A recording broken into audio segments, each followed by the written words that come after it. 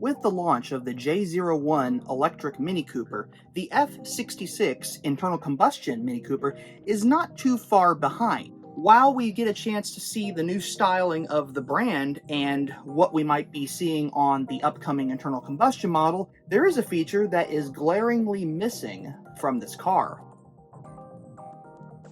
You might notice the absence of a hood scoop. So is Mini getting rid of the hood scoop? Recent spy shots from the Nürburgring showing the F66 JCW or Cooper S running around the track appear to show no hood scoop on the bonnet.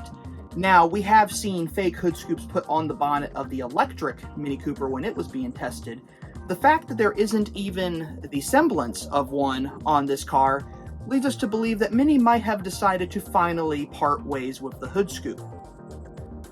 Given the fact that the hood scoop on the first generation Mini was functional and the latter two generations they were not functional, it seems plausible that Mini would decide to get rid of it. While it has been a very popular upgradable accessory for all three previous generations, it may be time to say goodbye to the hood scoop. Now, given that Mini is known for disguising the exterior of their cars to look like previous generations to hide things that they change on the vehicles, there is a possibility the hood scoop is still there.